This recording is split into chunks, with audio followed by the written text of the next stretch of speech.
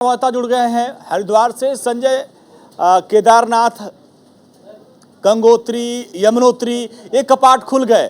अब बाबा बद्री विशाल के दर्शन के लिए कपाट खुलने वाले हैं। क्या तैयारियां, रजिस्ट्रेशन की क्या व्यवस्था की गई कि लोगों को आसानी से रजिस्ट्रेशन हो जाए? 3 मई से चारधाम यात्रा की शुरुआत हो गई थी। हालांकि गंगोत्री यमुनोत्री के 3 मई को कपाट खुले थे, तो इसी के साथ साथ जो देश भर के तीर्थ यात्री हैं वो लगातार हरिद्वार पहुंच रहे हैं। हालांकि यात्रियों की सुविधा के लिए धर्मनगरी हरिद्वार में कई जगह काउंटर लगाए गए हैं और प्रतिदिन हजारों की तादाद में जो लोग हैं, जो श्रद्धालु हैं, तीर्थ यात्री है, यहाँ पर अपना पंजीकरण करा रहे हैं। हालांकि अपनी आईडी और आधार फोटो के आधार पर ये रजिस्ट्रेशन जो प्रक्रिया है यह की जा रही है और इसके बाद यहाँ पर इनको एक बार कोड मिलता है। एक महत्वपूर्ण बात आप बता रहे हैं संजय, एक चीज जो हमारे दर्शक देख रहे हैं जो यात्रा पे जाने वाले हैं, जो रजिस्ट्रेशन करवाने के लिए क्या क्या डॉक्यूमेंट्स चाहिए वो बता दीजिए मेरे दर्शकों को। जान लीजिए जो चारधाम यात्रा पे जाने वाले हैं तो रजिस्ट्रेशन क्या ऑनलाइन भी करवा सकते हैं या काउंटर पे आके कराएंगे, पूरी डिटेल बताइए।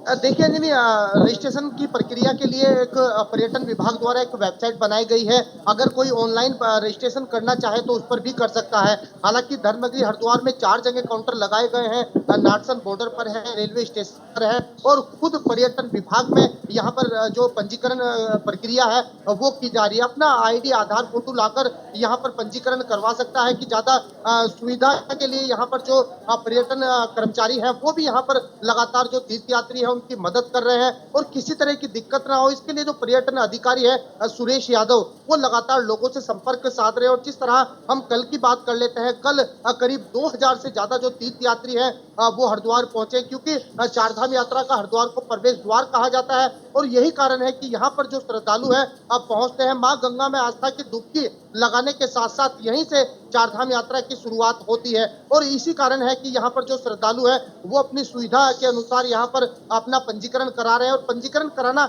अनिवार्य है। सरकारी की जो गाइडलाइन है उसमें जिस तरह से अपना आधार फोटो लाकर यहाँ पर पंजीकरण होता है उसमें पर्यटन विभाग द्वारा एक बैंड दिया जाता है, एक बारकोड बैंड दिया जाता है जो यात्री का डाटा होता है उस बैंड में होता है। तो कहा जा सकता है कि धर्मनगरी हरिद्वार में पूरी तरह यात्रा को लेकर जो अधिकारी हैं। संजय, 2 साल के बाद वो मौका आया है जब जो भक्त हैं बाबा के दर्शन करेंगे, क्योंकि कोरोना के वजह से जो श्रद्धालु हैं वो पहुंच नहीं पा रहे थे। तो ऐसे में देखा यह गया कि इस बार भीड़ बहुत ज्यादा है और उसमें गाइडलाइन जारी की कि भाई बाबा बद्री के 15,000 दर्शन कर पाएंगे, बाबा केदार के 12,000।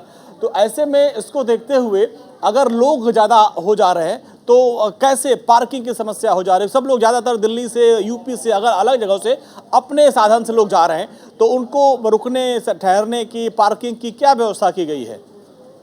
देखिए लगातार ही आपने देखा है कि करीब 2 साल के बाद इस तरह की एक भव्य और दिव्य यात्रा देखने को मिली है। हालांकि सरकार को पहले से ही अनुमान था और यही कारण है कि लगातार जो प्रशासन द्वारा और सरकार द्वारा बैठकें की जा रही थी और जिस तरह से जो भारी मात्रा में जो देश के कोने कोने से तीर्थ यात्री उत्तराखंड पहुंच रहे थे, ऐसे में पार्किंग की व्यवस्था लगातार देखी जा रही है। चूंकि लगातार जो यातायात पुलिस है वो भी नजरें बनाई हुई है और जो परिवहन विभाग है वो भी लगातार नजरें बनाए हुए हैं। संबंधित जो अधिकारी है तमाम जो अतिक्रमण क्षेत्र है वहां पर लगातार जो अतिक्रमणकारी अतिक्रमण कर लेते हैं, जिससे बाहर से आने वाली यात्री है उन्हें खास परेशानी का सामना करना होता है। ऐसे में उत्तराखंड के सभी जनपदों में जो जिस तरह से यात्रा शुरू होती है तो वहां लोगों को कहा जाता है कि भाई अपना आप अतिक्रमण ना फैलाएं, जिससे लोगों को दिक्कत होती है।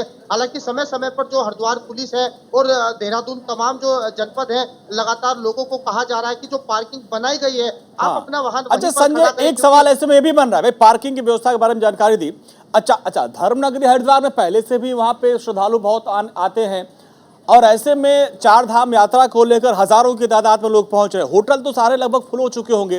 तो ऐसे में जो हमारे श्रद्धालु, जो दर्शक देख रहे हैं, आपको सुन रहे हैं, उनको क्या आप जानकारी देंगे कि जो दर्शक वहां पहुंच रहे हैं, जिन्होंने होटल बुक नहीं किया, तो उनके रुकने ठहरने की क्या व्यवस्था है कि बाद रुकें, इसके बाद फिर हम यात्रा पे निकलेंगे?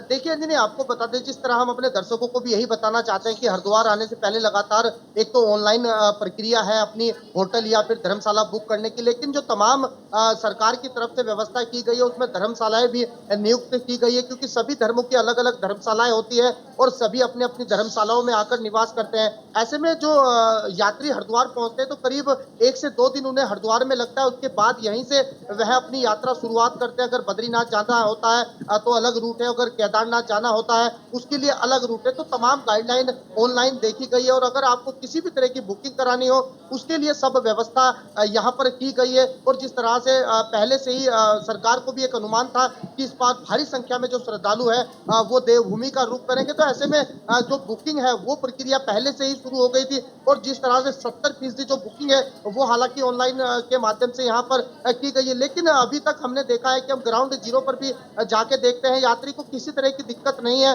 अगर कोई भी दिक्कत आती है तो प्रशासन उनकी ठीक तमाम है। मदद करता है और आगे की उनके मदद कर आगे की रास्ता साफ हो जाता है। जी।